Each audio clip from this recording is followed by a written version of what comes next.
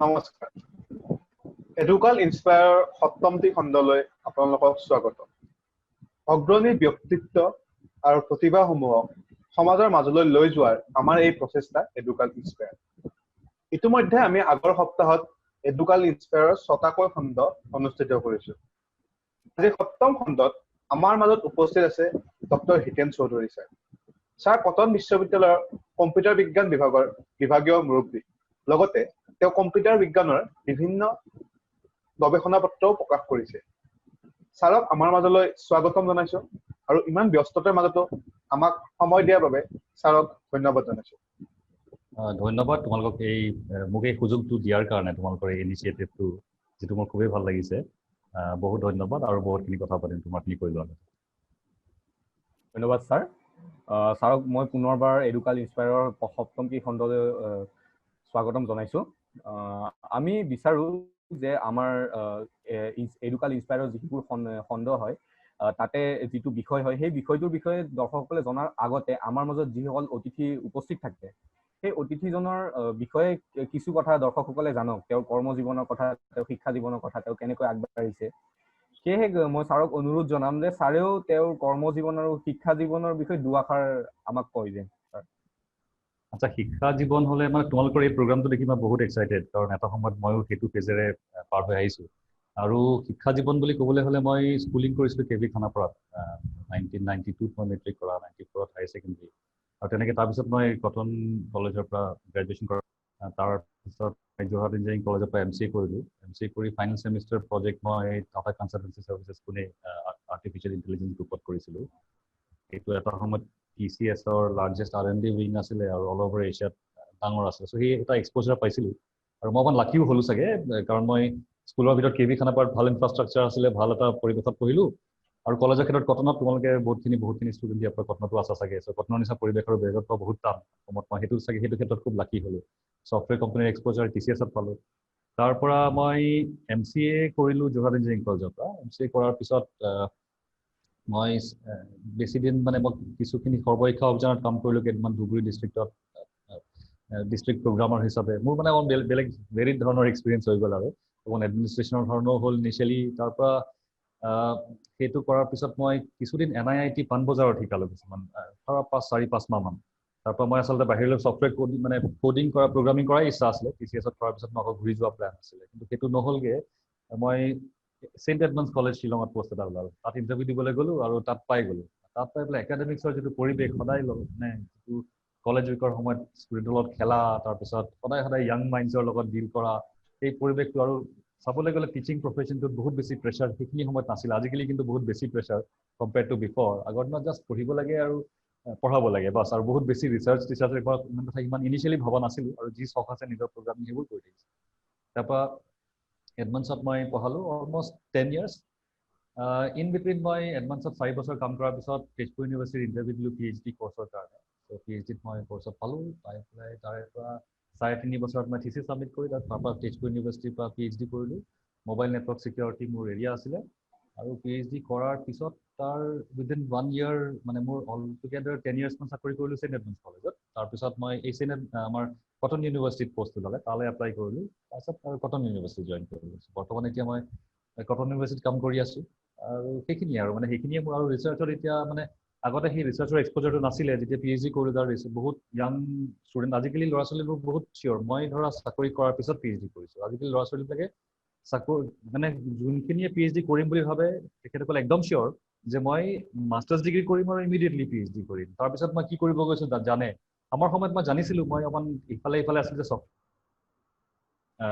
ইয়াত আহি হেৰি কৰোঁ, একাডেমিক্সত থাকোঁ। কিন্তু একাডেমিক্সৰ লাইফটো মোৰ পিছত খুবেই ভাল লাগিলে, কাৰণ তাত ৰিচাৰ্চো কৰাৰ সুবিধা থাকে, প্ৰগ্ৰামিঙৰো সুবিধা থাকে, আৰু সদায় এনেকুৱা য়াং মাইণ্ডছৰ লগত ইণ্টাৰেক্ট কৰা এটা সুবিধা থাকে। চ' এইটো মোৰ এক্সপিৰিয়েঞ্চ। আৰু বহুত লম্বাকৈ ক'ব পাৰি, কিন্তু মই just let me be short here because টপিকটো আৰু বহুত কথা আলোচনা কৰিবলৈ থাকে। ধন্যবাদ ছাৰ। ধন্যবাদ ছাৰ। আজিৰ দিনত ব্লকচেইন আৰু ক্ৰিপ্ট'কাৰেঞ্চিছৰ দৰে বিষয়ত গৱেষণা কৰি থকা ব্যক্তি অসমত বিৰল। তেনেস্থলত আপুনি এই বিষয়টোৰ প্ৰতি কেনেদৰে আকৰ্ষিত হ'ল সেই বিষয়ে আমাক অকণমান জনাই দিব। একচুৱেলি বিৰল নহয় নেকি বৰ, বহুতখিনি এৰিয়াত ৰিচাৰ্চ ইনষ্টিটিউচনত ব্লকচেইনৰ ওপৰত কাম কৰি আছে। IIT গুৱাহাটীত আছে মানুহ যোনে কাম কৰি আছে। মই জানো IIIT তেওঁলোকৰ head of the department Firdous Ahmed Barbaruah blockchain এৰিয়াত কাম কৰে আৰু আছে তেজপুৰ ইউনিভাৰ্চিটিত পোৱা যাব আছে ব্লকচেইনত কাম কৰে মানুহ মোৰো ইণ্টাৰেষ্টটো আচলতে ব্লকচেইন শব্দটো মই এতিয়া নতুনকৈ শুনিছোঁ নতুন এটা ফৰ্মত আৰু নতুন জোচ এটা শুনিছোঁ ব্লকচেইনৰ বিষয়ে আৰু people are talking about it everywhere now আৰু it's going to revolutionise the way we keep our records and there are many আছপেক্টছ two ইট কিন্তু ঘটনাটো হ'ল কি ব্লকচেইন মই শব্দটো পাইছিলোঁ ন মই যেতিয়া MCA কৰি আছিলোঁ যেতিয়া 98-99 মানত মই কম্পিউটাৰ নেটৱৰ্কছৰ তোমালোকে যিবোৰ কম্পিউটাৰ চায়েন্স ছাবজেক্টটোৱে কৰি আছা তাত টনেনবমৰ কম্পিউটাৰ নেটৱৰ্কছৰ কিতাপখন আছে এণ্ড্ৰু এছ টনেনবম লাষ্টৰ কেইখনমান চেপ্টাৰত নেটৱৰ্ক ছিকিউৰিটি আছে আৰু নেটৱৰ্ক ছিকিউৰিটিত এই ব্লকচেইন কনচেপ্টটো আছেই অলৰেডি কিন্তু 1992ত সতোশী নাকামোটো বুলি এজন মানুহ এজন আছিলে তেখেত মানুহ মানে কি he is an anonymous person nobody knows about him actually he may be a single person or a group of people they wrote a paper on how cryptocurrencies can be how to make cryptocurrencies possible using this concept of blockchain তাৰ পাছত আকৌ ব্লকচেইনটো নতুন ধৰণে আহিলে যেনেকৈ LED বহুত বছৰ আগৰ পৰাই আছিলে কিন্তু মাজতে আহিলে আমাৰ বেলেগ LCD স্ক্ৰীন আহিলে কিবা কিবি আহিলে কিন্তু এতিয়া আকৌ LED নতুন জোচ এটাত আহিছে চ' I think that is what it is blockchain বহুত আগৰ পৰাই আছিলে মই ইণ্টাৰেষ্ট পালোঁ ব্লকচেইনত কিছুদিন আগতে ভাবিলোঁ যে মোৰ ছিকিউৰিটি এৰিয়া ব্লকচেইন জানিবলৈ ক্ৰিপ্টোগ্ৰাফিৰ বহুতখিনি কনচেপ্ট জানিব লাগে আৰু মোৰ গৱেষণাৰ এৰিয়াটোৱে মই ছিকিউৰিটিত মই interested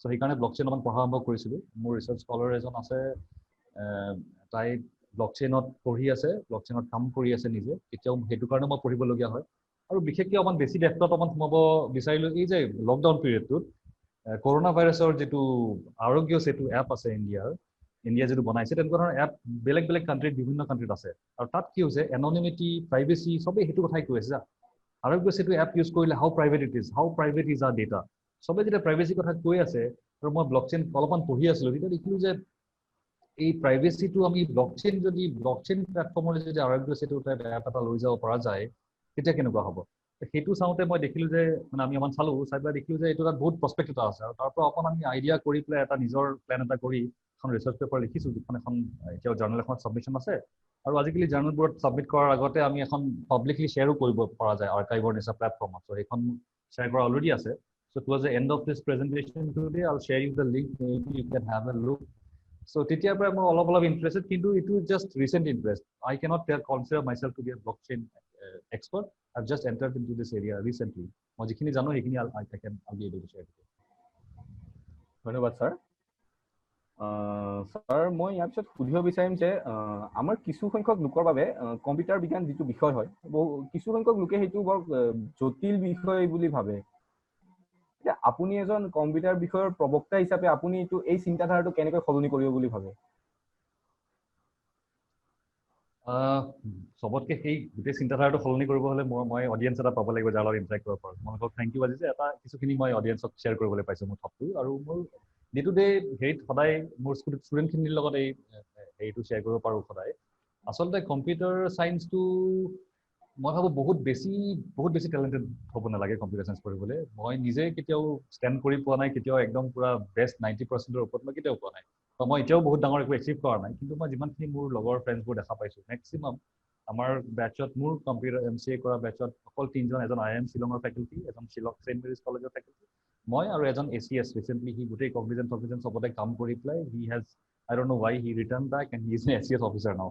He was in Germany for a long time. So আমি একেজনে বাকি all are in software companies and they are very successful working in software companies all across the world actually in various countries. So মই সবকে দেখা পাইছোঁ আৰু মই সেই এক্সপিৰিয়েঞ্চটো মই শ্বেয়াৰ কৰিব পাৰোঁ যে কম্পিউটাৰ চায়েন্সত কিবা ভাল প্ৰগ্ৰামিং কৰিবলৈ হ'লে কিবা কৰিবলৈ হ'লে all you need is a logical mind logic মানে মই এটা লজিকেল চিন্তাধাৰা যে আজি বৰষুণ দিব মই ছাতিটো লৈ যাওঁ ইটছ এ লজিকেল থট বাছ একো মেথামেটিকেল বিৰাট ৰকেট চায়েন্স কমপ্লিকেটেড বস্তু নালাগে কিছুমান বস্তু আছে যে we should know how to work under boundary conditions because programming is all about boundary condition মানে suppose মই আজি freshers organize কৰিছোঁ বা কিবা এটা ডাঙৰ প্ৰগ্ৰাম এটা ইউনিভাৰ্চিটিত organize কৰোঁতে suppose সেই ইউনিভাৰ্চিটি প্ৰগ্ৰামটো organize কৰি থকাৰ সময়তে বৰষুণ দি দিলে ডাঙৰ বৰষুণ বা নহ'লে হেৰি হৈ গ'ল কাৰেণ্ট গুচি গ'ল বা নহ'লে কিবা বেলেগ এটা হ'ল সেইটোৰ কাৰণে মোৰ এৰেঞ্জমেণ্টটো কি সেম মই যদি প্ৰগ্ৰামটা লিখি আছোঁ মোৰ প্ৰগ্ৰামটো এনেকৈ ধৰণে বাগ এটা আহিলে বা আনএক্সপেক্টেডলি এইটো হ'ল সেইটো হ'লে কি হ'ব সেইটো হ'লে কি হ'ব ইফ বাট এলছ এই যে গোটেইখিনি অল অভাৰ মোৰ গেম এটা খেলি আছোঁ গাড়ীখন আগুৱাই যাই আছে কোনোবা যদি গাড়ীখন আগুৱাই নি পিছুৱাই যাই পেলাই ক'ৰবাত খুন্দা মাৰি দিয়ে মোৰ যে ছফ্টৱেৰটো হেং হৈ যায় এইটো নহ'ব চ' সেইটোৱে ভাবোঁ যে কোনোবাই যদি সেই বাউণ্ডাৰী কণ্ডিশ্যনছৰ মাজত ভাবিবলৈ পাৰে, তাৰপিছত আৰু এই যে টেকন'লজিৰ প্ৰতি ৰেজিষ্টেঞ্চ, যেনেকৈ মই চাইকেল এখন থিয়ৰিটিকেলি ভালকৈ জানো চাইকেল, মই থিয়ৰি একদম পঢ়ি আছোঁ, বহি কিতাপ এখন পঢ়ি আছোঁ চাইকেল কেনেকৈ চলায়, কিন্তু মই will I B able two learn how to cycle, how to ride A bicycle. চ' সেইটো শিকিবলৈ হ'লে মই কিতাপখন দৰকাৰ নাই, বা এখন হাতত কিতাপখন কোনোমতে লৈ লৈছোঁ, বা চাইকেলখনত উঠিব লাগে ফাৰ্ষ্ট কথা আৰু চলাব আৰম্ভ কৰিব লাগে, আৰু কিতাপখন চাই আছোঁ চাইকেল চলাই আছোঁ, দেখিবা তোমাৰ যদি দৰকাৰ আছে কিতাপখন কিতাপ নহ'লেও হৈ যাব, কোনোবাই কিবা কৈছে চাইকেল। তো কম্পিউটাৰ চায়েন্সতো প্ৰগ্ৰামিং যদি লাগে, লেপটপটো ইউজ কৰি বা কম্পিউটাৰ ইউজ কৰি টাইপিং কৰা, স্ক্ৰীনখন ইউজ কৰা, মনিটৰ ইউজ কৰা, ইমিডিয়েটলি এটা আখৰ পঢ়িম, এটা প্ৰেক্টিকেল কৰিম। চ' সেইটো যদি এপ্ৰ'চ থাকে তেতিয়াহ'লে কম্পিউটাৰ চায়েন্স ইজি। আৰু মই যদি ভাবোঁ কোনোবাই থিয়ৰি পঢ়ি খুব ভাল পায়, থিয়ৰিয়ে পঢ়ি আছোঁ দিনে ৰাতি, কিন্তু মই আচলতে কি আছে মই কৰিম মোৰ ৰেজিষ্টেঞ্চ এটা আছে, সেইটো থাকিলে কিন্তু কম্পিউটাৰ চায়েন্স অলপমান টান যেন লাগিব। সেইটোৱে মোৰ ভাবিব আৰু। ধন্যবাদ ছাৰ। আজিৰ দিনত দেখা যায় যে ফিজিক্স, কেমিষ্ট্ৰি, ইকনমিক্স এইবোৰ বিষয়ত অধ্যয়ন কৰোঁতে কম্পিউটাৰ প্ৰগ্ৰেমিঙৰ ব্যৱহাৰ কৰা হয়। লগতে আমি জানিবলৈ পাইছোঁ যে আপুনি ফিজিক্স বিষয়তহে BSc ডিগ্ৰী সম্পূৰ্ণ কৰিছিল। গতিকে আপোনাৰ পৰা আমি চমুকৈ জানিব বিচাৰিম যে বিভিন্ন বিভাগৰ ছাত্ৰ ছাত্ৰীয়ে কেনেদৰে কম্পিউটাৰ বিজ্ঞানৰ জ্ঞান আহৰণ কৰি পাছলৈ উপকৃত হ'ব পাৰে। একচুৱেলি কম্পিউটাৰটো ইউজ কৰিবলৈ হ'লে কম্পিউটাৰ প্ৰগ্ৰামাৰ চবেই হ'ব নালাগে। মানে গাড়ীখন যদি মই চলাবলৈ খোজোঁ, গাড়ীৰ মেকানিকটো হ'ব বা গাড়ীৰ ইঞ্জিনিয়াৰ এজন হোৱা দৰকাৰ নাই। চ' কম্পিউটাৰটো ইউজ কৰিবলৈ কম্পিউটাৰ এটা মানে ইনডিছপেঞ্চিবল পাৰ্ট। যেনেকৈ মই ইণ্টাৰনেটটো কওঁ, এতিয়া আজি মই এই কনফাৰেঞ্চটো কৰি আছোঁ, আমি ইণ্টাৰনেটৰ কথা কোনোবা ভাবিছোঁ নে যে ইণ্টাৰনেট টেকনলজিটো কেনেকৈ কাম কৰি আছে। আমি নতুন টেকনলজিৰ কথা ভাবি আছোঁ, বেকগ্ৰাউণ্ডত ইণ্টাৰনেট কাম কৰিয়ে আছে সদায়। চ' সেইটো কথা নাভাবোঁ আমি। আজি ডাইৰেক্ট ৱেবএক্সৰ কথা ভাবিছোঁ, জুমৰ কথা ভাবিছোঁ, আমি গুগল মিটৰ কথা ভাবিম, গুগল ক্লাছৰুমৰ কথা, বেলেগ ছফ্টৱেৰ কথা ভাবিম। ইণ্টাৰনেটটো যে বেকগ্ৰাউণ্ডত আছে আমি কোনো ৰিয়েলাইজে নকৰোঁ। ঠিক তেনেধৰণে আজি এনেকুৱা এটা দিন হৈছে য'ত কম্পিউটাৰটো সকলোৰে পাৰ্ট হৈ গৈছে, আৰু ফিজিক্স হওক, কেমিষ্ট্ৰি হওক, মেথমেটিক্স হওক, তাৰ এই গোটেইবোৰ এৰিয়াত ইমান বঢ়িয়া চিমুলেশ্যন টুলছ এভেইলেবল আছে, ইমান বঢ়িয়া প্ৰগ্ৰামিং টুল আছে।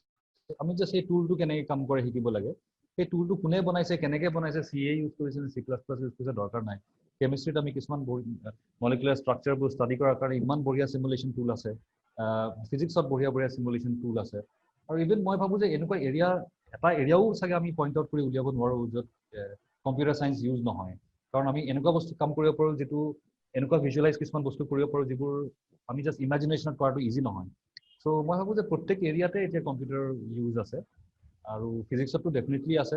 ইলেক্ট্ৰনিক চাৰ্কিটছবোৰ ডিজাইন কৰাৰ সময়ত মই চাৰ্কিটটো বনোৱাৰ আগতে মই বঢ়িয়াকৈ এনেকুৱা টুল আছে, ইভেন অট'কেডত তেনেকুৱা অপশ্যন আছে যে আমি গৈ পেলাই চাৰ্কিটখন ডিজাইন কৰি ভাৰ্চুৱেলি চাৰ্কিট ডিজাইন কৰোঁ। তাত কিবা শ্বৰ্ট চাৰ্কিট আছে নাই, ইনপুট কি আহিব, আউটপুট কি আহিব, চব মই আগতেই গম পাওঁ।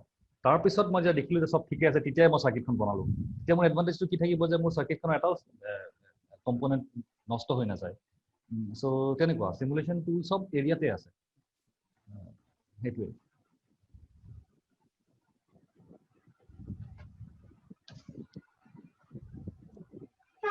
ধন্যবাদ ছাৰ।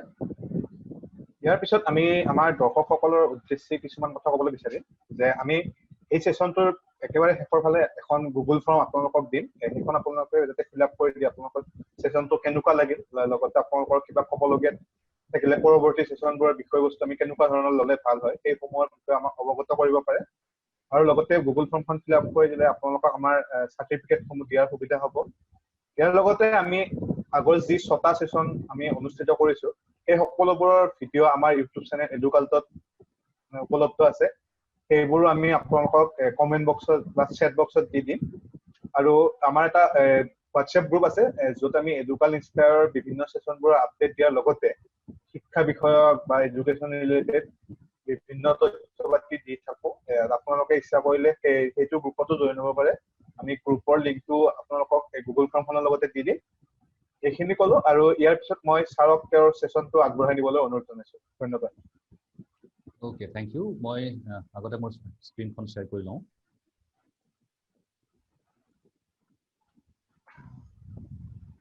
আচ্ছা, মোৰ স্ক্ৰীনখন দেখা গৈছেনে বাৰু? আহিছে sir.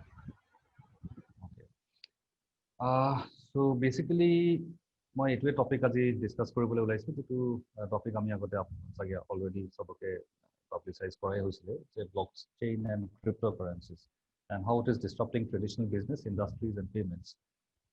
Basically, blockchain or cryptocurrencies, these are two different terms actually. And cryptocurrencies are possible because of technologies like blockchain. And blockchain does not mean cryptocurrency, and cryptocurrency basically uses blockchain. So that is how we can think about it.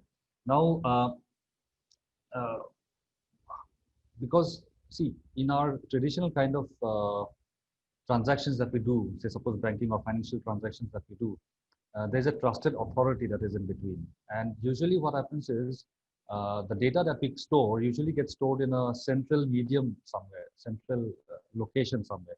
And that central location is maintained by a trusted authority. There's a lot of trust that comes into play here. So whenever there is trust, okay, whenever there is involvement of trust, things becomes complicated. Just for instance, say suppose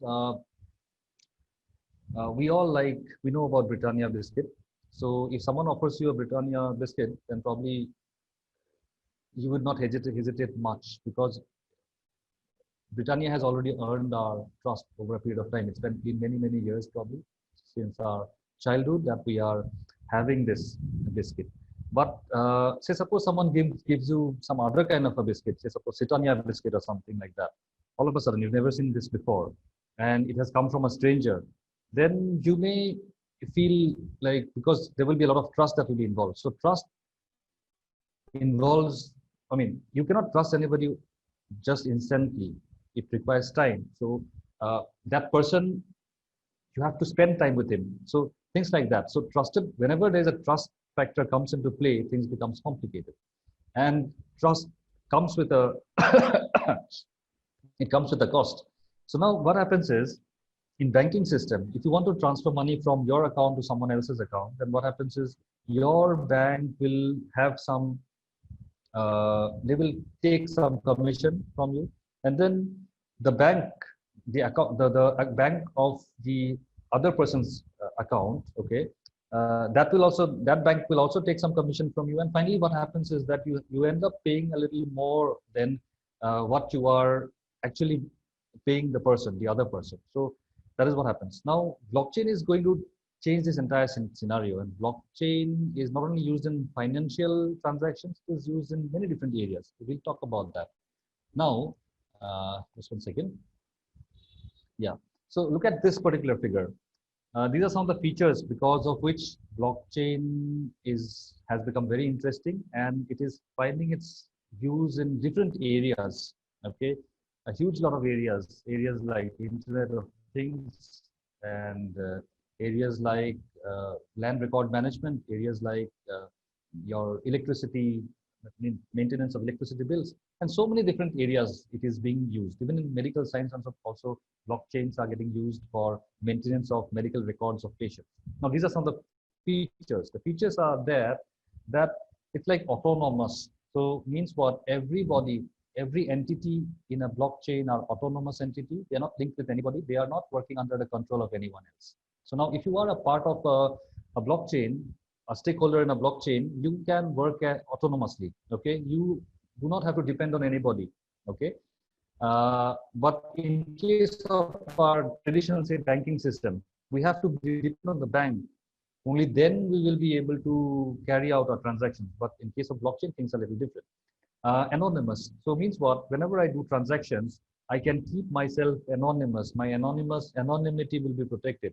And anonymity was not a big issue earlier, but many people are talking about anonymity and privacy nowadays, because with so many people connecting to the internet, so many objects getting connected with the internet in the times of Internet of Things, privacy, anonymity, these features also have become important. Otherwise, what happens is that the things that are around us, what will they do is they will compromise valuable information about our movement, about our movement pattern, and about our usage pattern, and so many things. So our privacy will not be there. So anonymity is also an issue, and in blockchain, the anonymity of the transactions can be taken care of. So then next one is consensus based. So means what? Whatever decision we take, it's not taken by a trusted central authority. It is taken by everyone. So even governance will totally change if blockchain platform is adopted. decisions will not be taken by a central authority. Instead, decisions will be taken collectively by all the stakeholders. Okay, next very important feature of blockchain is immutability. Immutability means what? Once you write something in a blockchain-based ledger, okay, then things that you have written there will be immutable. Means what? You will not be able to change that later on. So immutable, change it. These kind of features are required in use cases like land record management, because land record, what happens is someone has bought the land, so his information will be there. Next time someone else has bought the land from that owner, it has gone to another party now, so information about that party also gets linked with that particular land. The previous party's information will not get deleted. If you have come across how land records are maintained. And then say suppose from that particular customer, a third customer has now bought the land, even his information will be there. So entire chronology of who owned the land throughout a period of time will be there. So nothing will get erased from there. Everything will be there. Only thing is that additional information will keep getting added to it. So immutable means what? Once you have written something, you cannot change it. So that is another feature of blockchain. So next is what? Distributed. So distributed means what? In case of blockchain technology, you don't keep information in a single ledger. You don't keep information in a single repository or a single place. Every stakeholder, you, me, and everybody, whoever is stakeholder, whoever participates in the blockchain, okay? Suppose I participate in one particular blockchain with my computer, and through the network I connect with that particular blockchain, then blockchain system, then what happens is I will also have a copy of the ledger, the main repository of data. A copy of that will be there with me as well. It will not be centrally located anywhere. Suppose I lose my copy, it will be there with only 100 other or maybe 1,000 other stakeholders, whoever are connected with that particular network. So it's distributed in nature. So these are some of the features because of which blockchain seems interesting. Now, we don't have much time, so what I'll do is I'll quickly go to some of the topics, cryptographic techniques, which are required to understand the concept of blockchain and then to understand the concept of cryptocurrency. Okay, so this is one feature. Look at this particular slide. We have Alice and we have Bob. Now Alice and Bob wants to communicate in a secured manner, in a confidential manner. So Bob wants to send some information to Alice, and no one in between should be able to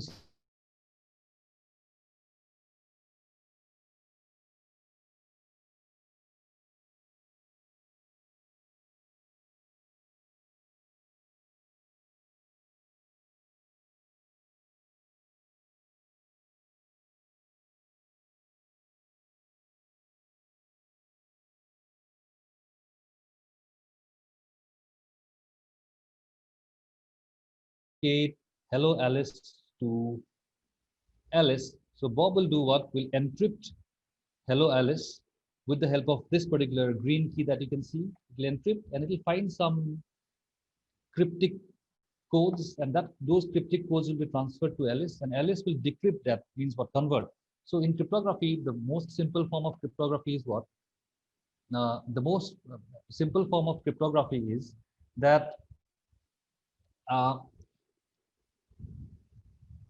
the most simple form of cryptography is that A is replaced by B, suppose, and B is replaced by C, and C is replaced by D. So what happens is, hello Alice will look something different then. So, and then to decrypt it back, you use the same secret key and you find the original plain text back. So this is what is symmetric key cryptography. But in blockchain, symmetric key cryptography is not used. Something else is used, which is called public key cryptography. So look at this particular slide. Okay.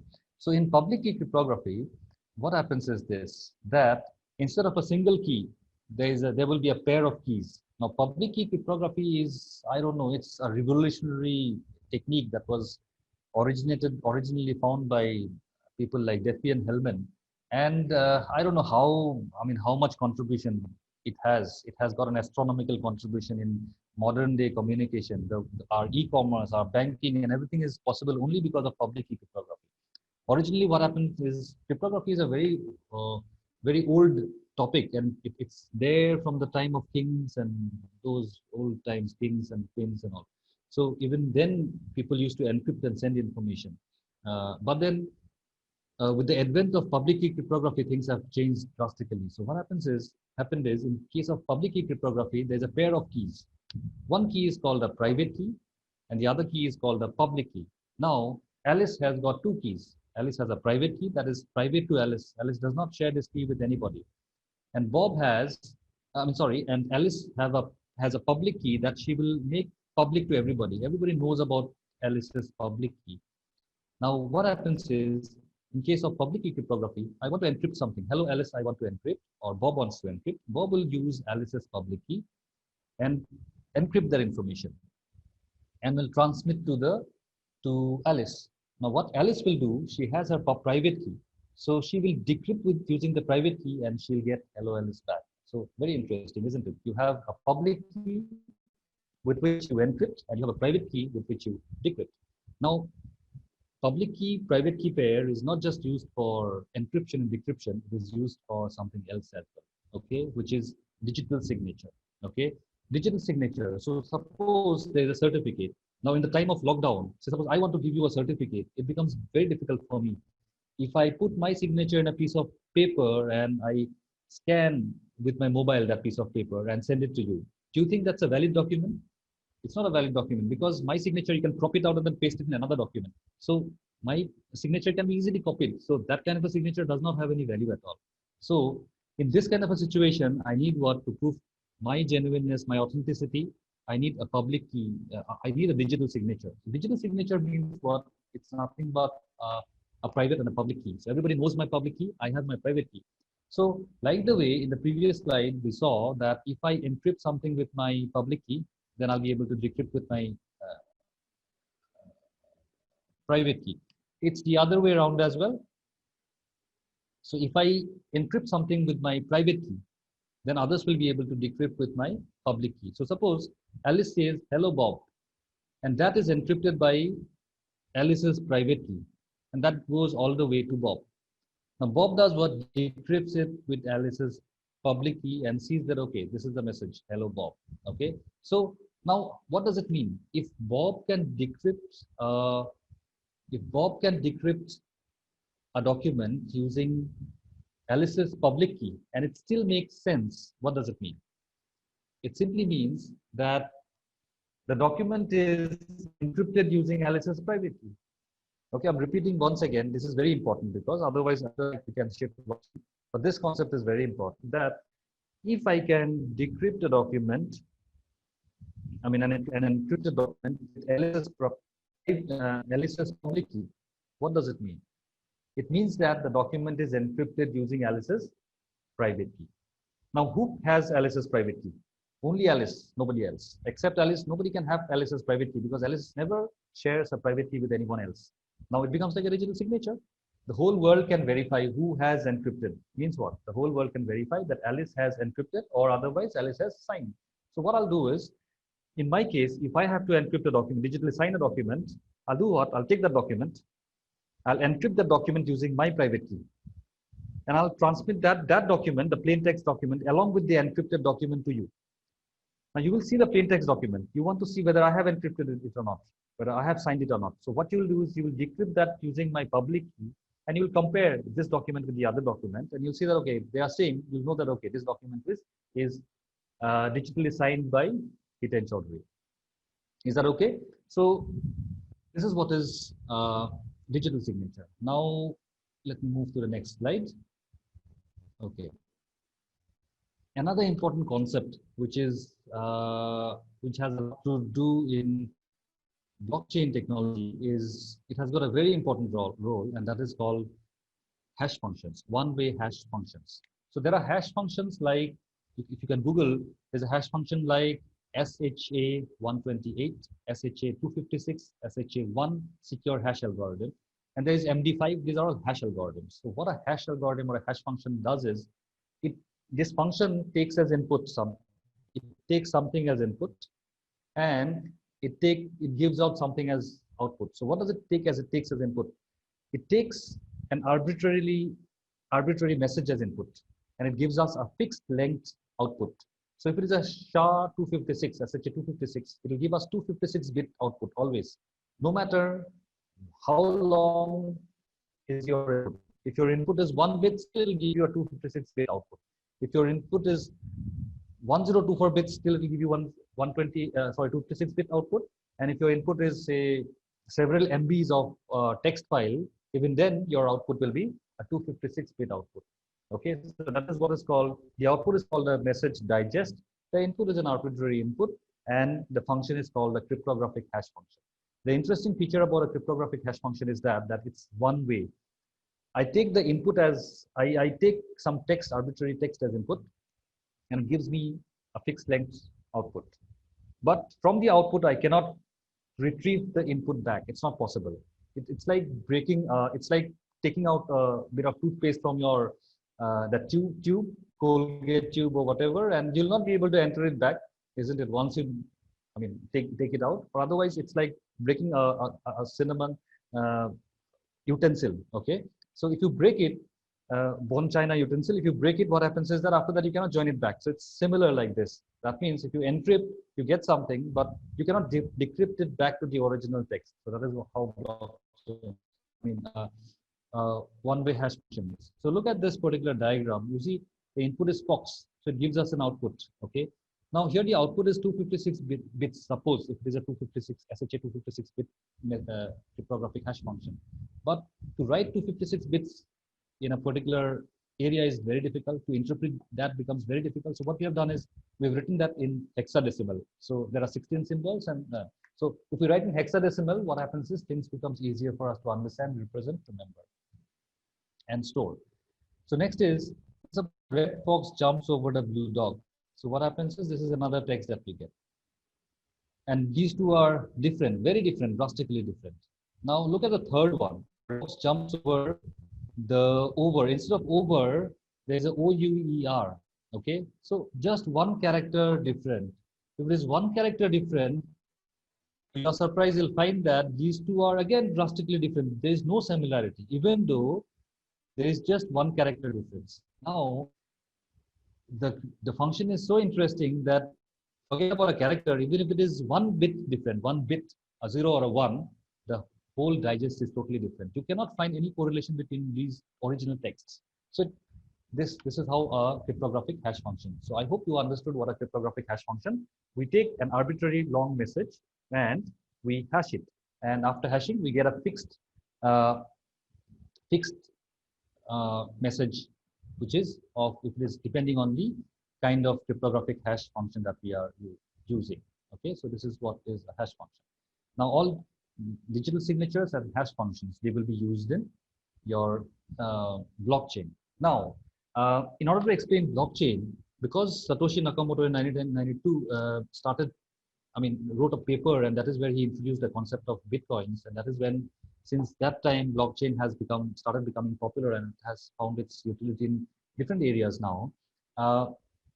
So let me explain this whole blockchain. Let me start explaining with the help of transactions that we say possibly do in our day-to-day life, okay, and transactions which are not directly based on hard cash. So, for example, in this particular slide, so suppose there are 4 friends: Alice, Bob, Shelley, and you yourself. Imagine, okay, you all are 4 friends, and all 4 of you, what you do is you stay together, say suppose in a mess, and on a day-to-day basis, what you need to do is you pay your bills, okay, and there's a huge lot of transaction that happens between all of you. You pay your dining bills and say suppose breakfast time bill and evening tea bills and things like that, or say suppose your bus fare. So you all keep on exchanging money between each other. Now what happens is that, say suppose you, while paying your say dinner bill, then what happens is you cannot you cannot pay and then immediately start sharing among yourself. That situation becomes a little awkward, and it may not allow you sometimes because of change in all. So what you can do is forget about these numbers for a little while. What you can do is maintain a ledger. Okay, there are 2 ways of maintaining the ledger. One is towards the left, the other one is towards the right. Let us discuss the left one first. So what we do is we'll maintain a copy in our home, okay, in your mess, and there you maintain a copy. At the end of every day, you note the transactions down. Okay, so means what? In the restaurant, if you have to pay the bill, all of you will not again start dividing among yourself. Okay, one of you will pay. and you'll write that information when you go back, when you reach back home. So there is one particular ledger. So look at the first transaction. It says that A transfers 20 rupees to B. Okay, because B paid some kind of a breakfast bill, and all of you, Alice, Shelley, and yourself, all of you owe 20 rupees each to B, because B paid 80 rupees altogether. So that's why A owes B 20 rupees, Shelley owes B 20 rupees, and you owe B 20 rupees. So you've written down those transactions. Similarly, next day or maybe after that, or so you can keep writing the transactions like this. So Y, A pays Y 20 rupees, B pays Y 20 rupees, and similarly, like so on and so forth. Now, at the end of the month, you can all calculate together and then find out who has to pay whom how much, plus and minus, and then simple calculations. And at the end of the day, end of the month, you'll find that, okay, this is all. Now, look at this. These transactions that you have done among yourselves, these are not actual transactions where you have exchanged money among yourself. So means what? Transactions are possible without money. That is the point that I wanted to make. So similarly, in Bitcoins as well, transactions can be made without exchanging hard cash. There can be other ways as well. So that is what we are going to see now. But in this particular scheme, there may be flaws.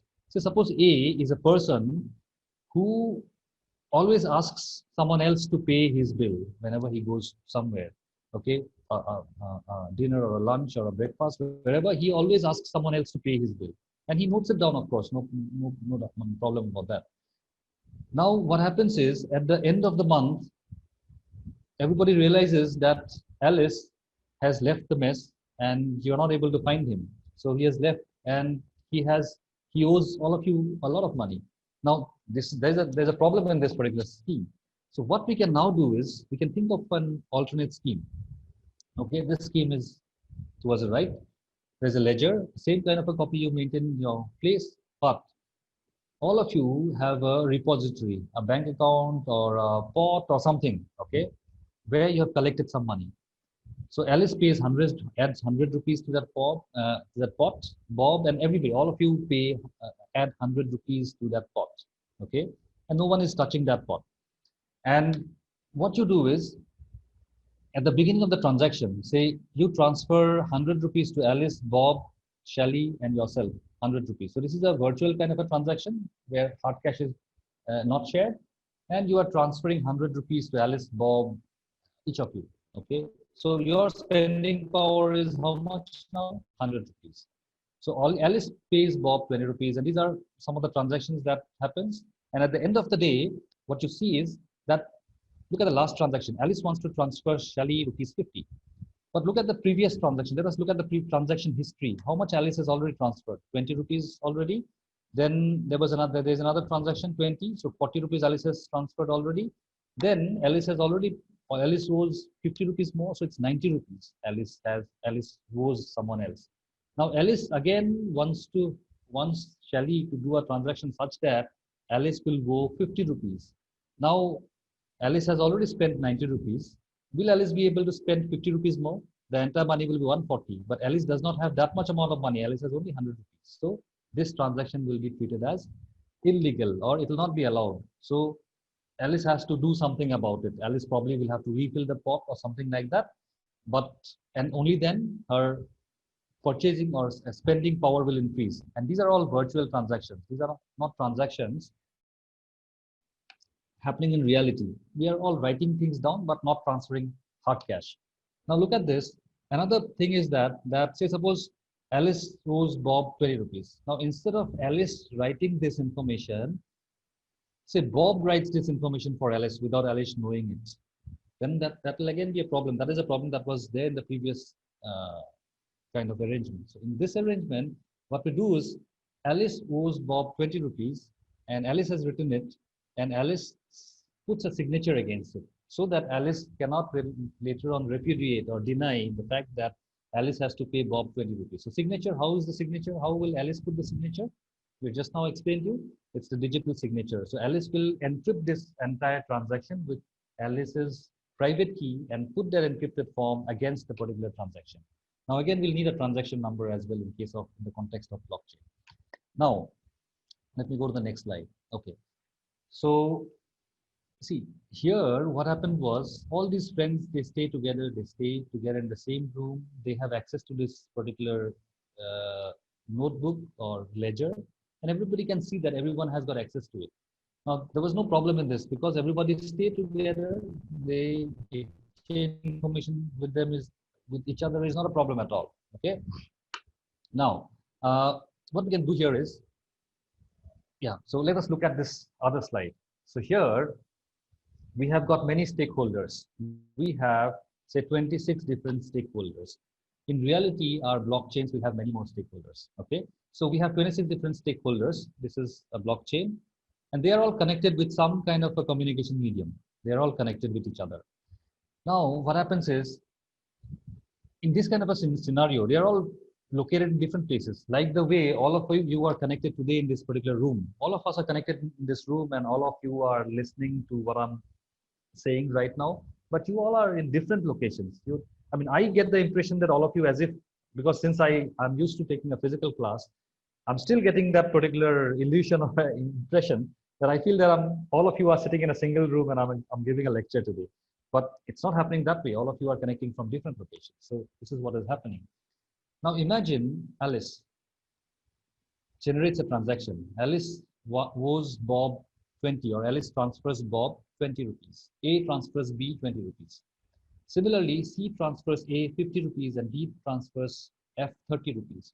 So how will these transactions become a part of the blockchain? In case of blockchain, here, if you refer to the previous diagram, there was only one single ledger here, okay, maintained between all the four friends. But in this particular diagram, what will happen is every stakeholder, A, B, C, D to Z, all of them will have an individual ledger, different ledgers. There is no common ledger. There is no trusted authority with whom we will keep a central ledger. Everybody will have their own copy of the ledger here. So Alice transfers 20 rupees to B, and C transfers 50 rupees, D transfers F. So these are different transactions. Now, how will these transactions be added to everybody's ledger? And how will everybody's ledger synchronize with each other and everyone's ledger look the same? Because since we belong to the same blockchain, if I'm transferring 20 rupees to B, this is an open scheme that I'm talking about. In banking system, who is transferring how much money and all those, how much money is getting transferred and all those are maintained by secret by the bank, or it's not open for everybody to see. But we are talking about a different paradigm now with blockchain, where we'll not keep the information in a single repository. We'll not confine the information to just one trusted authority. The information will be there with everybody. All of you will have access to this particular ledger. And each of you will have individual copy of the ledger, and these ledgers will be synchronized with each other. Now, the biggest challenge is how to synchronize these ledgers with each other so that they all agree with each other. So that is the biggest challenge. Now, these transactions, what Alice will do is when Alice transfers 20 rupees to Bob, Alice will broadcast this information to everybody. Broadcast means, I hope you know, Bob will get that information, B will get the information, C, D, E, F, G, everybody will get this transaction. Will get to know about this transaction. Similarly, C wants to transfer this money. C will also broadcast it that she will declare that I want to transfer, I wish to transfer 50 rupees to A. C will broadcast it to everybody. Similarly, D will do the same. Now, in this blockchain, there will be certain stakeholders who will be called miners. In fact, everybody can be a miner. But the problem is, for mining, see, miners' work is to do what? Add a transaction to the blockchain. Blockchain is the distributed ledger. So miner is the person or the stakeholder who is responsible for adding a transaction to the chain of blocks. So the transactions will be maintained as a chain of transactions, okay? And they will be stored in every ledger, every copy of the ledger, every individual copy of the ledger. So who is responsible for deciding which transaction will be added when and all those? That is the miner.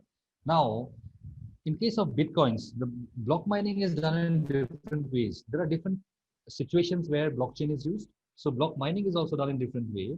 But in case of Bitcoin, block mining is a costly affair. So you need a lot of computational power to do mining. So that's why what you will do is, block miner will do what? We constantly listen to the transactions that is coming from everywhere. So like the way A, C, and D has transferred some money and they have broadcasted these transactions, everybody in the blockchain can initiate some transactions and broadcast. A miner will keep listening to it. Okay, there are many more miners. All these miners will listen to it. Miners are somebody who has got computational power, who wants to get involved in the nitty-gritties of the blockchain. Say suppose in case of Bitcoin also. But in case, say suppose you want to purchase a Bitcoin, that does not mean that you have to be a miner. You may not even be a stakeholder. You can be a passive listener. You can connect to one of the stakeholders. The stakeholders can give you access to his or her ledger. Okay, so miner is someone who has got more computational power. So what the miner will do? Miner will collect all these transactions that are coming to it. Look at this particular rectangle here. Look at the first transaction. A transfers B 20 rupees. C transfers A. So all these transactions the miners will collect. I have shown only 3 transactions here for the clarity. We can have hundreds of transactions that the block miner will wait for. So once there will be a threshold limit that is reached, I mean, it will calculate the amount of space occupied by all these transactions. And say, suppose the size of a block is, say, 1 MB. So the moment we reach 1 MB, then the number of transactions that fits into that block will be freeze. And then what will happen is something very interesting. So it will collect all these transactions together and it will call these transactions a block of transaction. Okay, now we are coming towards the terminology blockchain. So a block of transactions. So a block contains what? A sequence of transactions. Now this block will have a block number. Okay, and what will happen is there is something called a previous block hash. This I'll explain a little later. What will happen is, and there's a nonce. This also I'll explain a little later. There's a hash of this block. So this entire block, whatever information is there in the block, it will be hashed together, hashed. So I've already explained you hashing, isn't it? So it gives me a fixed size hash value. Can you see this sequence of zeros and ones? It had to be on 128 bits or 256 bits, depending on the hash function that we've used. So we will hash this block, entire block, and this is the hash value of the block. Is that okay? So this is what the block miner does. But mining is a costly affair. It's a time-consuming affair. And this block will be added to something called a blockchain. So I'll give you an idea of what a blockchain is. Let us look at the next slide. See, look at this. This is a block. Look at the first block. This is called the Genesis block, the first block in the blockchain. Then there's a set of transactions here, and you hash this block. And once you hash this block, you get a hash value. So once you hash, you'll get a unique hash value. This unique hash value is stored in the next block.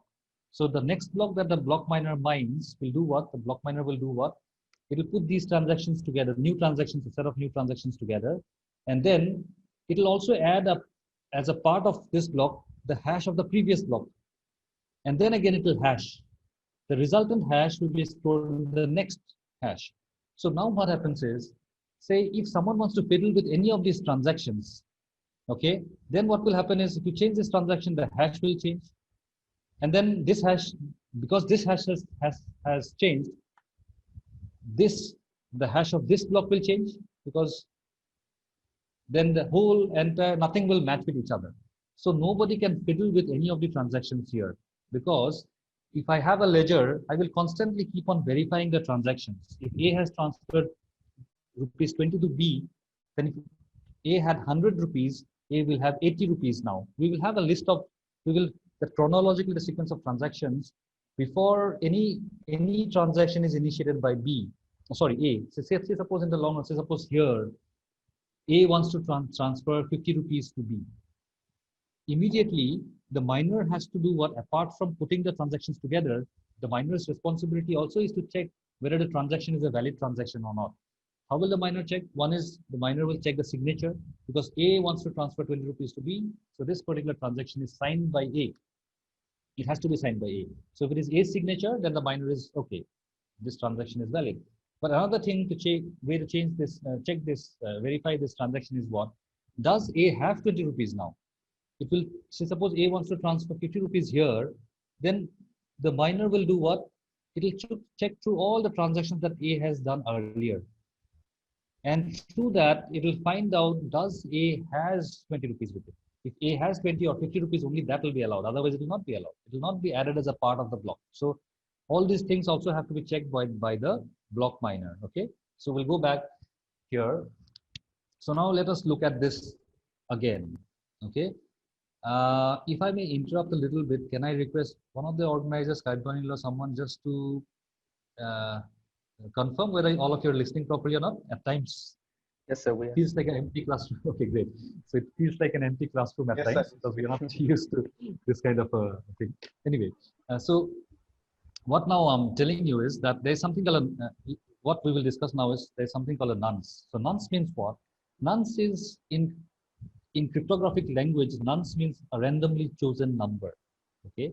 So now, see the block miners. This is where the block mining comes into play. See, there are many miners, 1, 2, 3. You'll see many of these nodes are marked as miners. There are many of these miners. So all of these miners will collect transactions, and all of them will try to arrange the transactions together. Many of them will try together, but only one of them will win out of these different miners.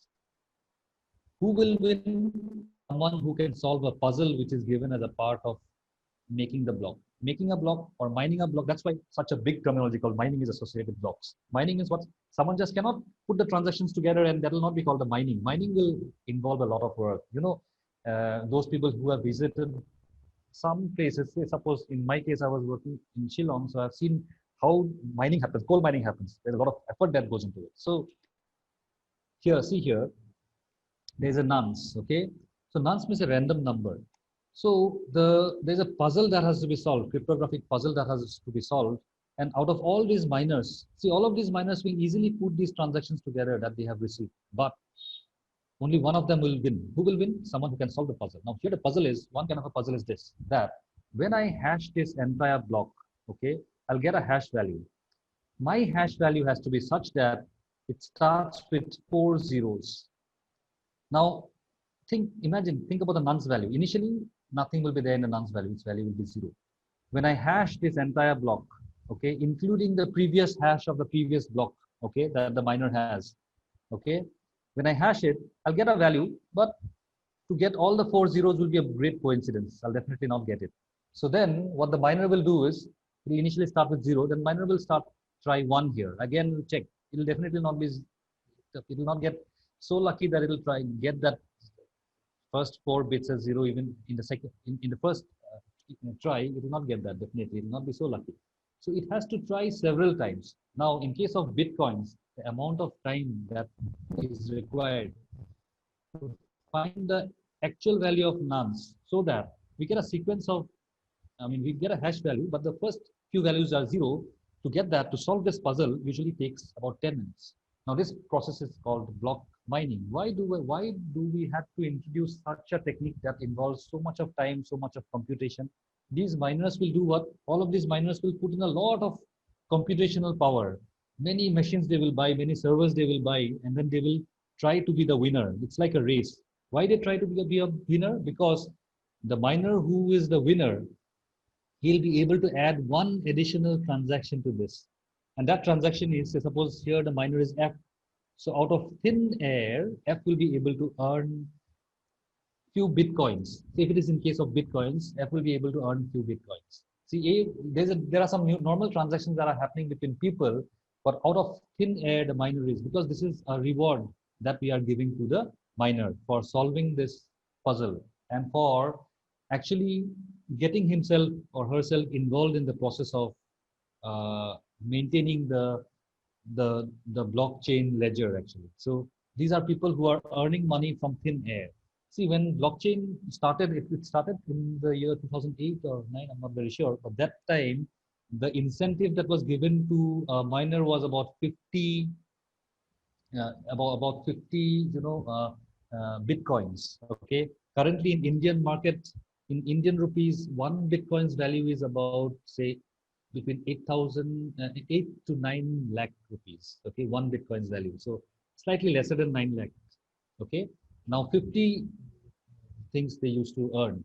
But slowly there's a mechanism, there's a consensus, because in blockchain, everything is based on consensus. Everybody has agreed that after 4 years, okay, after 4 years, by becoming a participant in this blockchain, you agree.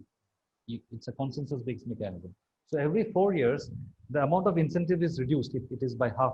So it was 50 originally. After 4 years, it became 25, and then it became half.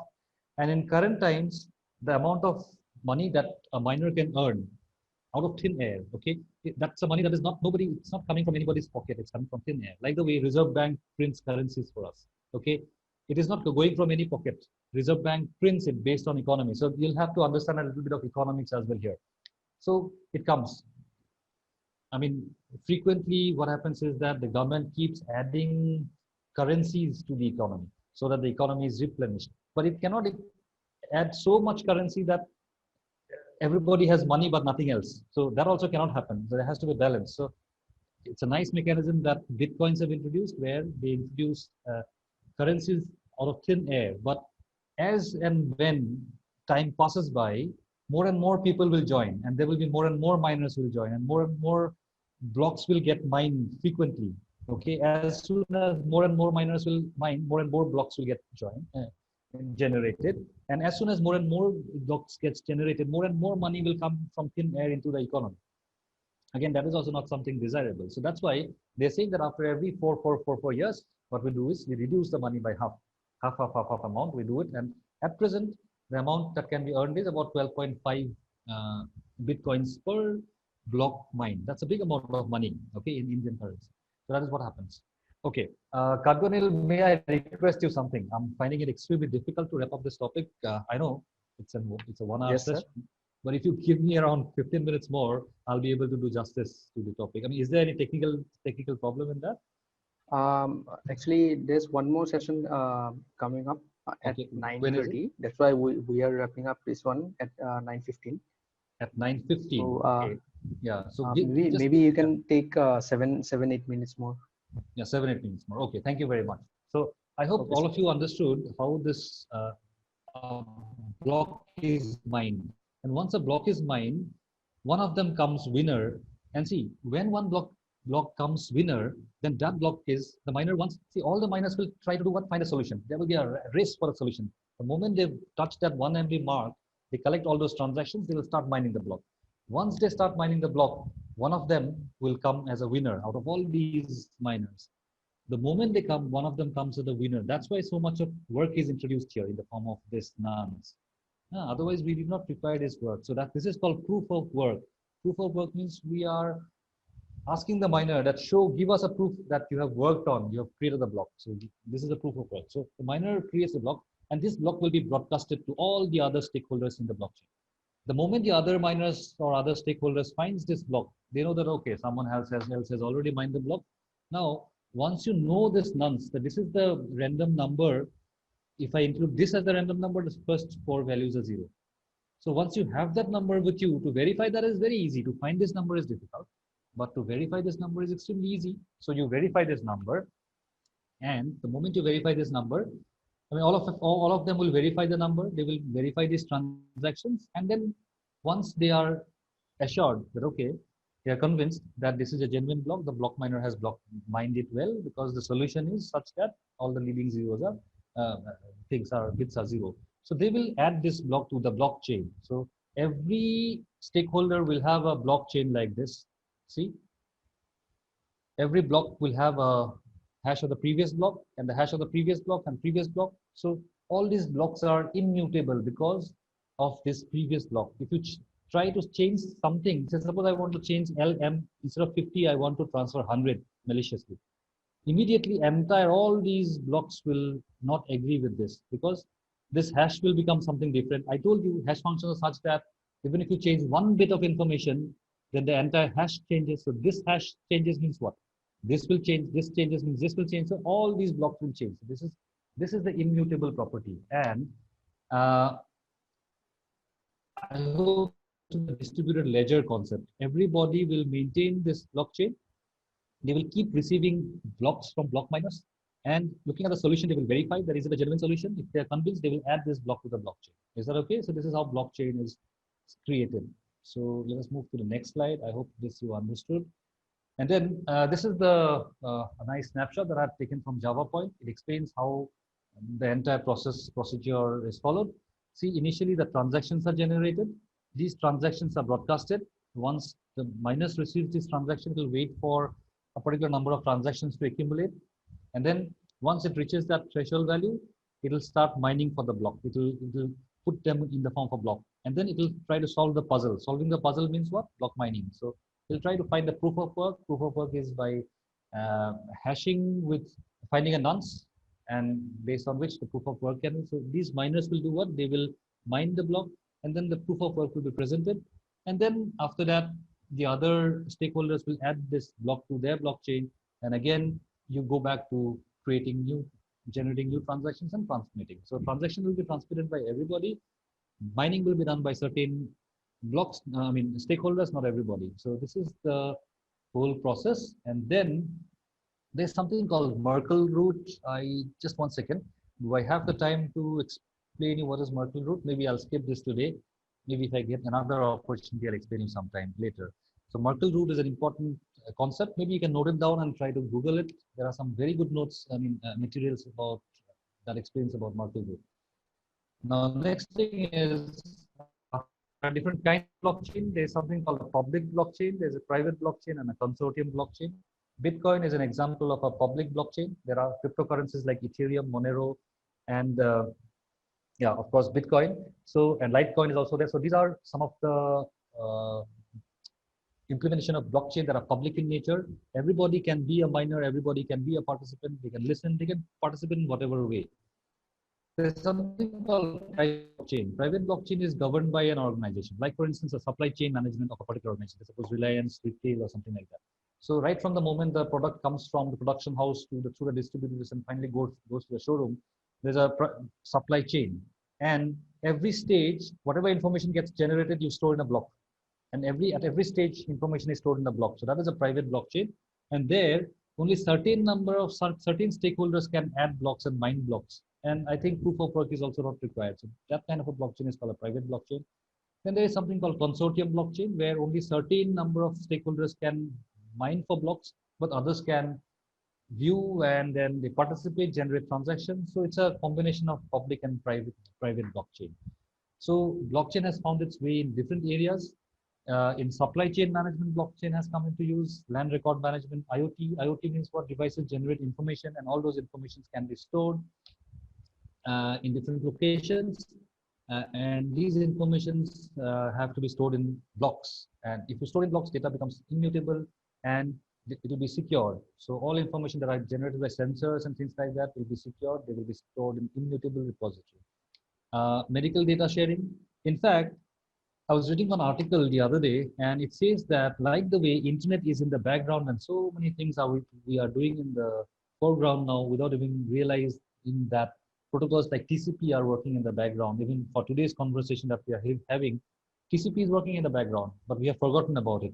One fine day, I think maybe not a very, very long time from now, there will be a time when we will forget that for every technology, blockchain is working in the background. We will not even realize that. So blockchain is going to come in a big way in all of our lives, okay? So these are some of the, references that I'd referred to while creating the slides, and I found them very useful, some of them. And there is one particular that shows hands-on how the hashes and all are created. I cannot remember which one is this, but I request the organizers to share this link with all of you. These links are very, like for preliminary study, these links will be very interesting. You can later on move to higher. And then the last one is the research that I've written on managing coronavirus using applications where blockchain can be used as a platform. So you have a look through this. So I think I would come to a conclusion of this paper, of this presentation today. So I would like to open the session for discussion if there is any question answers.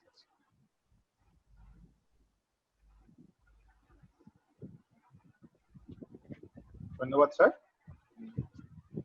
আমি আমাক চেষ্টাটোৰ বাবে ধন্যবাদ জনাইছো। আমি ইয়াৰ পিছত দৰ্শকৰ ফালৰ পৰা কিছুমান প্ৰশ্ন আহিছে, আমি সেইবোৰ ল'বলৈ চেষ্টা কৰিম। প্ৰথমটো প্ৰশ্ন হিচাপে মই ল'ব বিচাৰো, what happens if one loses private key? Can we access it again? In case of blockchain, in case of blockchain, a person, what happens when we lose a private key? If we lose a private key, it's impossible to access it again. Now, I don't know in terms of what are you asking this question, but in case of blockchain technology or in case of Bitcoins, every individual is identified by the public key of the person. So your name will not be there in the transaction. I've shown some transactions here. Today is just a preliminary class. I could not discuss many things, but you cannot identify a person by the name of that person, like Alice or Bob. You have to, that person in blockchain is identified by the public key of that person. Now, to prove that that transaction is made profiting you, for you, benefiting you, you have to prove that you have the corresponding private key with you. So if you lose the private key, you lose all your money in blockchain. As simple as that. So you cannot afford to lose your private key. So money will be gone. ধন্যবাদ sir. আমি পৰৱৰ্তী প্ৰশ্নটো লৈছো। আমাৰ হাতত যেহেতু সময় একেবাৰে কম আছে, আপুনি যিমান পাৰে চমুকৈ উত্তৰটো দিব। How salting works in cryptography? এই প্ৰশ্নটো সুধিছে অৰিন্দম আইক, তেওঁ সুধিছে। How is solving? So how salting works in cryptography? Salting to হল এই hashing-ৰ ক্ষেত্ৰত হয়, hash function-ৰ ক্ষেত্ৰত হয়। So if you have a document, you create a hash against it. You can create a salt. It's a digest কথা কলো যে মই message digest কথা কলো যে, so it works in cryptography. So actually it has a big role to play. When I digitally sign a document, এখন document বহুত ডাঙৰ হ'ব পাৰে। এখন document মানে এখন মোৰ textbook এখন হ'ব পাৰে, তন্মমৰ কিতাপখন হ'ব পাৰে। So if I hash that, it will take me time. If I say suppose want to encrypt that document, then what I'll do is মোক গোটেই ডকুমেণ্টখন এনক্ৰিপ্ট কৰিব লাগিব। Public key cryptography is very costly affair. It will take a lot of time for me. So' মই কি encrypt কৰিম, মই সেইখন encrypt নকৰোঁ, I will create a hash of it, assault kind of value, আৰু তাক মই এনক্ৰিপ্ট কৰিম। চ' তেতিয়া কি হ'ব, মোৰ এনক্ৰিপশ্যন এফৰ্টটো কম হ'ব, কাৰণ এখন ডকুমেণ্ট হেছ কৰিলে এটা ইউনিক ভেলিউ পায়। কাৰণ মই কৈছোঁ নহয়, এটা বিটো চেঞ্জ হয় যদি I get a different hash. চ' এনেকুৱা হয় যে এটা হাতী হয়, সেই হাতীৰ এটা নিগনি ৰিপ্ৰেজেণ্টেশ্যন। মই যদি নিগনিটোক যদি মালা পিন্ধাই দিওঁ, ইট উইল ইজ লাইক মই হাতীটোকে মালা পিন্ধাইছোঁ। তাৰমানে that particular salt will represent the entire basically what the origin of it. Okay.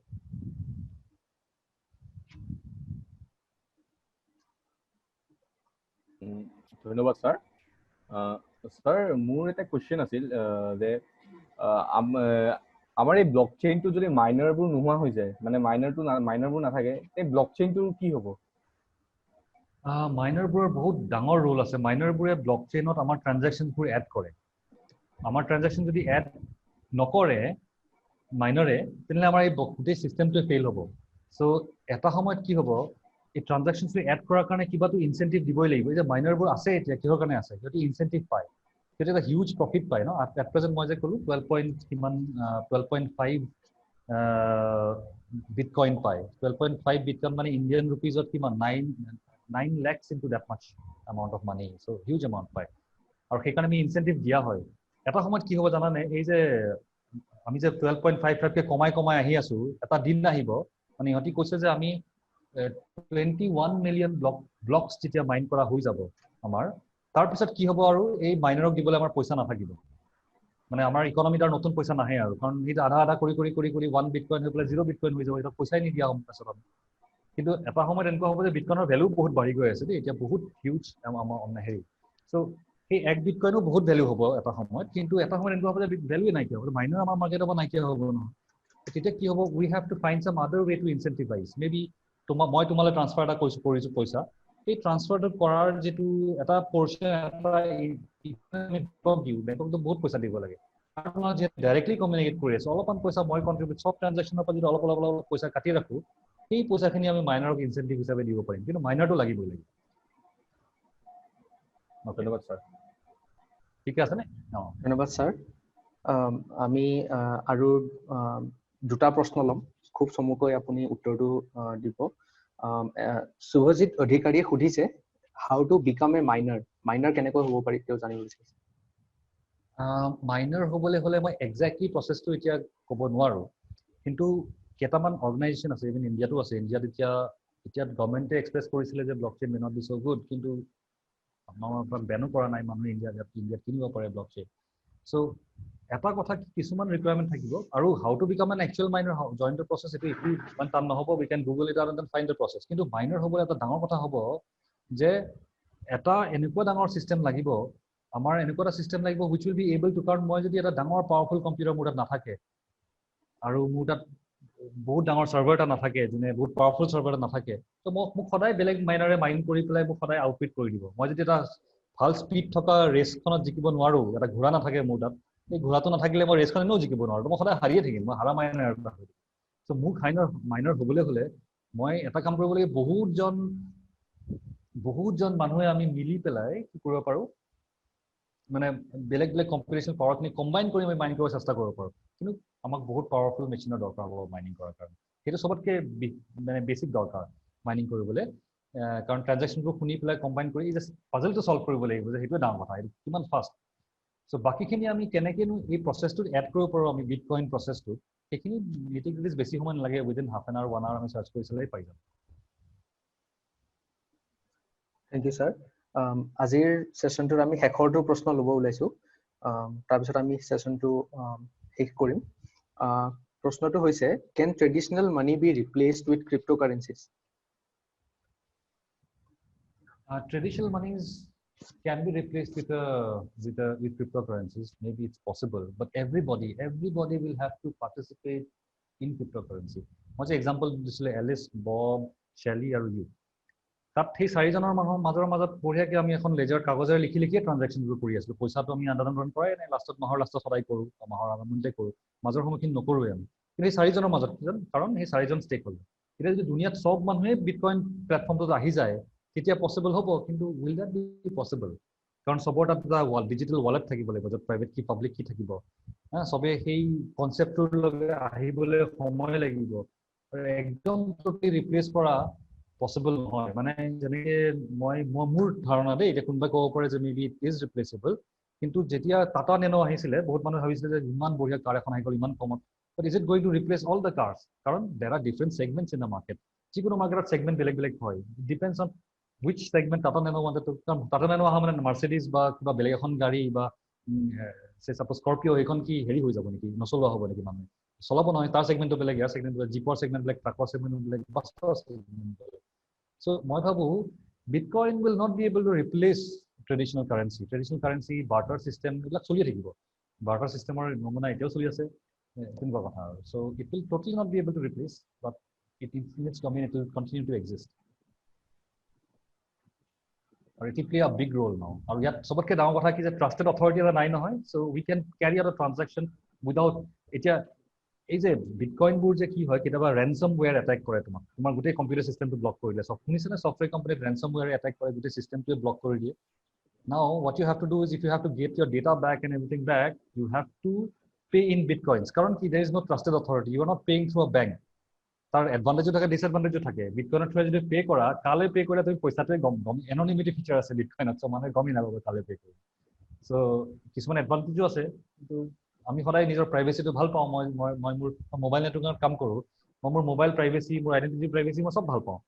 কিন্তু মই ভাল পালেতো নহ'ব। অথৰিটিয়ে যদি কেতিয়াবা এটা ক্ৰিমিনেল এটা যদি নিজৰ লফুলি ইণ্টাৰেষ্টেড কৰি ক্ৰিমিনেল এটা ধৰিব নোৱাৰে, তেনেহ'লে আমাৰ অথৰিটি কিহৰ কাৰণে আছে? অথৰিটি ইজ ৰিপ্ৰেজেণ্টিং আছ। আমাক যদি অথৰিটিয়ে প্ৰটেক্ট কৰিব নোৱাৰে, just because we love our privacy, আৰু আমাৰ প্ৰাইভেচিৰ কাৰণে অথৰিটি ক'লে যে ঠিক আছে, উই ৰেছপেক্ট ইয়ৰ প্ৰাইভেচি, আমি তহঁতৰ লাইফত নোসোমাওঁৱে, তহঁতে কোনে কি মোবাইল লৈছ, কি কেৰি কৰি কোনটো লোকেশ্যনত কোনটো গৈছে, আমি উই ডণ্ট বডাৰ। তেতিয়াতো আৰু প্ৰব্লেম হ'ব ন? চ' সেইটোৱে কথা। চ' দেৰ উইল বি দিছ বেলেঞ্চ। এই বেলেঞ্চটো মেইনটেইন কৰি যিমান পচিবল হ'ব সিমান পচিবল হ'ব আৰু। Okay, thank you very much. Thank you sir. এটা প্ৰশ্ন সুৰেশ সিং তেওঁৰ পৰা আহিছে। তেওঁ প্ৰশ্নটো বহুকেইবাৰ সুধিছে আচলতে চেট বক্সত, সেইকাৰণে মই প্ৰশ্নটো ল'ব বিচাৰিছোঁ। তেওঁ সুধিছে যে BCA নে BTech better for career? BCA নে BTech? সেই কথাটো তেওঁ জানিব বিচাৰিছে। BCA হ'ল আচলতে বহুতবাৰ প্ৰশ্নটো তেওঁ দিছে, সেইকাৰণে বুজিছোঁ। এইটো বেলেগ ধৰণৰ কুৱেশ্যন আহি গ'ল। এইটো আহিয়ে থাকে মোক, এটা BCA আৰু BSc কম্পিউটাৰ চায়েন্সৰ ডিফাৰেঞ্চৰ প্ৰশ্নটো সদায় আহে। আৰু এইফালে BTech, কিন্তু BTechটো অকণ প্ৰমিনেণ্ট ইঞ্জিনিয়াৰিং কৰ্চ এটা, তাত 4 years কৰ্চ এটা হয়, BCAটো 3 years কৰ্চ এটা হয়। এক্সপ'জাৰটো বেছি হ'ব বুলি মই অকণ ভাবোঁ, কাৰণ আজিৰ দিনত যিবোৰ ইনষ্টিটিউশ্যনে BTech ৰান কৰি আছে, যদি এখন ভাল ইনষ্টিটিউশ্যনৰ পৰা কৰা, BTech এতিয়া ধৰা যিকোনো অৰ্ডিনাৰী এখন ইনষ্টিটিউশ্যনৰ পৰা কৰাতকৈ চাগে কটনৰ BCA বহুত ভাল হ'ব BTechৰ। It depends on where are you doing it from. যদি আগশাৰীৰ যদি মই NIT, IIT, IIIT BTech কৰোঁ, মই ভাবোঁ তেখেতসকলে BCA ৰান নকৰে, আৰু তেখেতসকলৰ এক্সপ'জাৰো ভাল থাকিব, ইণ্ডাষ্ট্ৰিয়েল এক্সপ'জাৰটো থাকিব, বিটেকত টেকনিকেল অৰিয়েণ্টেড চাই কম্পিউটাৰ চায়েন্সৰ বেকগ্ৰাউণ্ড বহুতখিনি হয়, ফাউণ্ডেশ্যনৰ বেছি কৰ্চ থাকে, মেথামেটিকেল কনচেপ্টবোৰ বেছি থাকিব অলপমান। চ' BCAতকৈ বিটেকৰ হেৰিটো বেছি ভাল।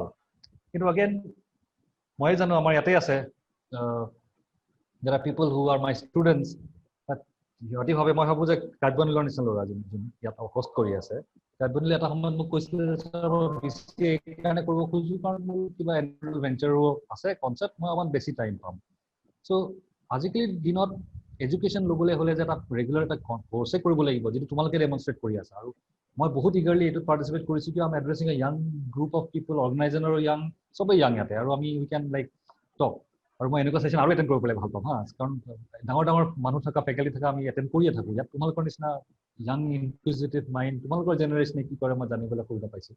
চ' কাৰ্বনিলে ভাবিছিলে এটা সময়ত ভাবিছিলে যে আমি হেৰি কৈছোঁ, আমাৰ BCA কৰাৰ এইটোৱে কাৰণ যে মই সময়ো পাম, মই কোৰ্চটো ইজিলি অলপমান কৰিবলৈ পাৰিম, আৰু লগতে মোৰ বাকী হেৰিখিনিও বেকগ্ৰাউণ্ডখিনিও পাই থাকিম, আৰু মোৰ যিখিনি ছফ্টৱেৰৰ যিখিনি মোৰ হেৰি আছিলে এণ্টাৰপ্ৰেনিউৰিয়েল আইডিয়াখিনি আছিলে মই সেইখিনিও কণ্টিনিউ কৰিব পাৰিম। So' that way BCA is good. আৰু BCA কিহৰ কাৰণে সুবিধা হয়, কিছুমান আৰ্টছৰ বেকগ্ৰাউণ্ড, কমাৰ্চৰ বেকগ্ৰাউণ্ডৰ ষ্টুডেণ্টেও আহিব পাৰে, তেনেকুৱা কথা। আৰু বিটেক হ'লে তোমাৰ MTech কৰিবলৈ পাৰিবা, তেনেকুৱা। আৰু মই নাজানো এতিয়া একজেক্টলি উত্তৰটো দিব পাৰিছোঁ নে নাই। BCA আৰু BSc কিন্তু এটা পিয়ৰ এটা ডিমাৰ্কেশ্যন এটা আছে। BSc কৰ্চবোৰ বেছি হাৰ্ডক'ৰ থিয়ৰিটিকেল কম্পিউটাৰ চায়েন্স, য'ত থিয়ৰিটিকেল বেকগ্ৰাউণ্ডটো ষ্ট্ৰং কৰাৰ কাৰণে BSc কৰ্চ থাকে। BCA কৰ্চটো এপ্লিকেশ্যন অৰিয়েণ্টেড, মোৰ টুৱাৰ্ডছ ছফ্টৱেৰ ডেভেলপমেণ্ট, থিয়ৰিটিকেল কনচেপ্টছখিনি বহুত বেছি কভাৰ নকৰে, তো বাকী ব্ৰাঞ্চ ষ্ট্ৰীমছবোৰ ইমান ডেপ্থত নাযায়।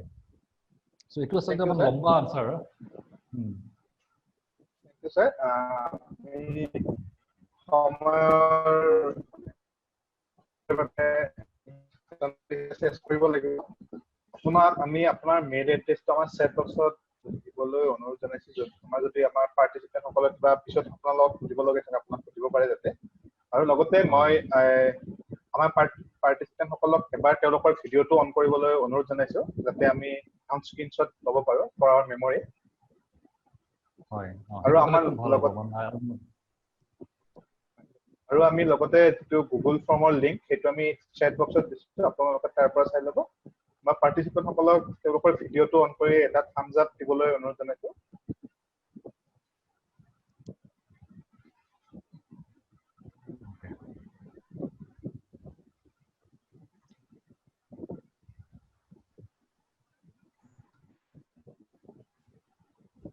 Thank you. Thank you sir. আমি সকলোকে ধন্যবাদ জনাইছোঁ, আমাৰ দৰ্শকসকলক ধন্যবাদ জনাইছোঁ, ছাৰক ধন্যবাদ জনাইছোঁ ইমান সময় আমাৰ মাজত দিয়াৰ বাবে।